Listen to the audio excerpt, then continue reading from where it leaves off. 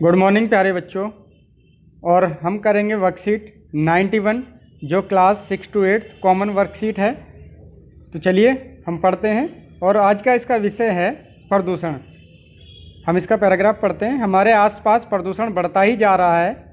यह अनेक तरह से हमारे आसपास फैलता है, इसलिए इसके विभिन्न प्रकार हैं, जैसे ध्वनि प्रदूषण, जल प्रदूषण व वायु प्रदूषण आदि। नीचे दी गई तस्वीरों को ध्यान से देखकर पहचानिए कि उसमें हमारे आसपास कौन सा प्रदूषण फैल रहा है। तो बच्चों, आपको ये तस्वीर दी गई हैं 4, और इनमें आपको पहचान के इनमें नाम लिखना है कि कहाँ कौन सा प्रदूषण आप देख रहे हैं। तो देखिए इसमें क्या है, इसमें वायु प्रदूषण। क्या है? वायु प्रदूषण।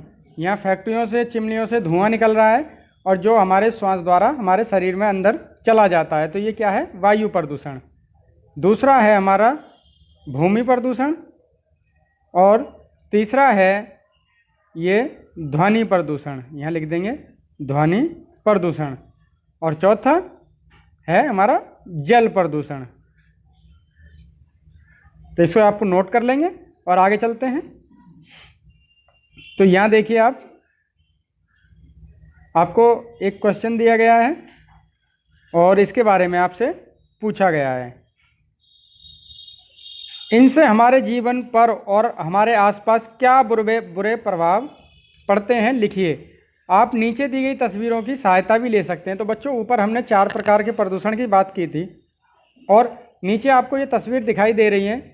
तो आप इन्हें देखकर भी और इस खाली जगह पर अपना आंसर लिख सकते हैं कि जो प्रदूषण होता है उससे हमारे जीवन पर क्या प्रभाव पड़ता है। चलिए इसका आंसर मैं आपको दिखा देता हूँ। ये रहा इसका आंसर पहले का। ध्वनि प्रदूषण से मनुष्य में विभिन्न निम्न बीमारियां हो जाती हैं, जैसे कम सुनना, चिड़चिड़ापन, बहरापन आदि।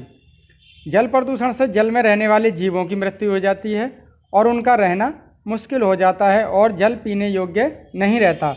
जैसे बच्चों, नदियों में यदि गंदा पानी जाएगा तो उसमें रहने वाले जीव, मछली, कछुआ इत्यादि जीव उसमें नहीं जी पाएंगे और उनकी मृत्यु हो जाएगी, और साथ ही उस जल को हम पीने के लिए इस्तेमाल नहीं कर सकते। फसलों में बार बार रासायनिक खादों का प्रयोग करने से फसल की पैदावार कम हो जाती है और भूमि प्रदूषण बढ़ता चला जाता है। तो खेतों में जब हम ज़्यादा खाद का इस्तेमाल करते हैं, रासायनिक खादों का इस्तेमाल करते हैं, तो उससे भूमि भी प्रदूषित हो जाती है। उद्योगों से निकलने वाले धुएं से प्रदूषण का स्तर काफ़ी बढ़ जाता है, जिससे हवा में सांस लेना दूभर हो जाता है। 5वां, कोयला, लकड़ी, उपले इत्यादि जलाने से वायु प्रदूषण बढ़ता है। 6 है, कोयला कभी भी अपघटित होने वाला पदार्थ, प्लास्टिक कभी भी अपघटित होने वाला पदार्थ है, कभी ना अपघटित होने वाला पदार्थ है, इसलिए इसका ज़्यादा प्रयोग करने से भूमि प्रदूषण बढ़ता है। तो यहाँ हम इसको ध्यान देंगे, जो प्लास्टिक है बच्चों, वो कभी भी हमारे ये पर्यावरण से लुप्त नहीं होती और भूमि में हमेशा दबी रहती है। देखा होगा आपने, प्लास्टिक वगैरह कहीं अगर पड़ी रह जाए, दबी रह जाए, तो वो काफ़ी दिनों बाद भी ऐसी की ऐसी बनी रहती है। तो इसलिए हमें प्लास्टिक कम से कम यूज करनी चाहिए। और ये प्लास्टिक जो है भूमि प्रदूषण को बढ़ावा देती है। हम आगे अभी देखते हैं हमारा दूसरा क्वेश्चन हमसे क्या पूछ रहा है। आप अपने आसपास बढ़ते हुए प्रदूषण को कैसे रोक सकते हैं, कुछ उपाय लिखिए। तो बच्चों, यहाँ प्रदूषण को रोकने के उपाय दिए गए हैं, तो हम इन पर चर्चा करते हैं। चलिए इस क्वेश्चन का आंसर हम नीचे यहाँ देखते हैं। प्रदूषण कम करने के तरीके या उपाय। 1, फैक्ट्री और उद्योगों को शहर से दूर स्थापित किया जाना चाहिए। जो हमारे आसपास शहरों में कारखाने हैं, फैक्ट्रियां हैं, उनको हमें शहरी आबादी से कहीं दूर ले जाना चाहिए, ताकि उसके प्रदूषण का प्रभाव मनुष्य पर ना पड़े। उद्योगों से निकलने वाली वेस्ट पदार्थों को पानी में न डाला जाए। उद्योगों से निकलने वाला जो कचरा है, मान लीजिए गंदा पानी निकल रहा है, तो उसको पानी में ना डाला जाए, क्योंकि अधिकतर होता है कि फैक्ट्रियों से निकलने वाले कचरे को लोग बाग नाली में बहा देते हैं और नाली से वो नाले से होता हुआ नदियों में पहुंच जाता है और नदी का जल दूषित हो जाता है। हमारा तीसरा इसमें प्लास्टिक को कम से कम उपयोग करें। जैसे प्लास्टिक पॉली बैग होते हैं, आप सब्जी लेने जाते हो तो पॉली बैग का इस्तेमाल ना करें, अपने घर से ही कपड़े का बना हुआ थैला ले जाएं तो ज़्यादा बेहतर होगा।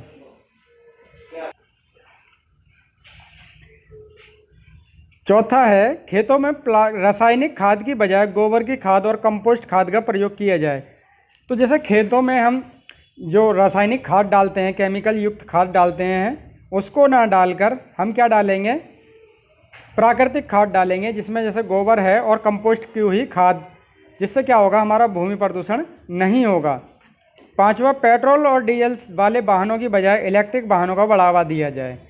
बच्चों, आपने देखा होगा कि अब धीरे धीरे इलेक्ट्रिक वाहनों के ऊपर जोर दिया जा रहा है ताकि डीजल और पेट्रोल वाले वाहन कम हो जाएं और उनसे निकलने वाले धुएं से बचा जा सके।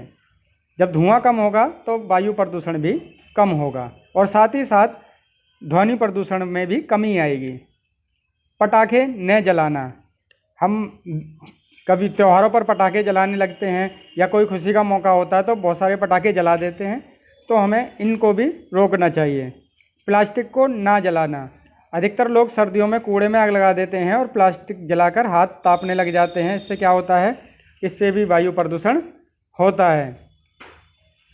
अगला है लकड़ी व गोबर के उपले जलाने की बजाय एलपीजी का प्रयोग करना। ऊंची आवाज़ में टीवी और डीजे ना चलाना।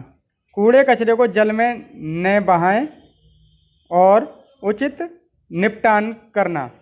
जो कूड़ा कचरा है जल में ना बहाएं, जैसे पहले बताया था कि बहुत से लोग नाली में कूड़ा कचरा बहा देते हैं तो वो सीधा कहाँ चला जाता है, नदियों में चला जाता है और वहाँ से नदियों का जल प्रदूषित होता है। तो बच्चों, ये पूरा आंसर था, आप इसे यहाँ से इस सेकंड वाले के इस पोर्शन में यहाँ लिख देंगे। तो बच्चों, आप हमारे चैनल को सब्सक्राइब कर लें ताकि आपको हमारी वीडियो लगातार मिलती रहें और चैनल को लाइक और कमेंट करना ना भूलें। Thank you.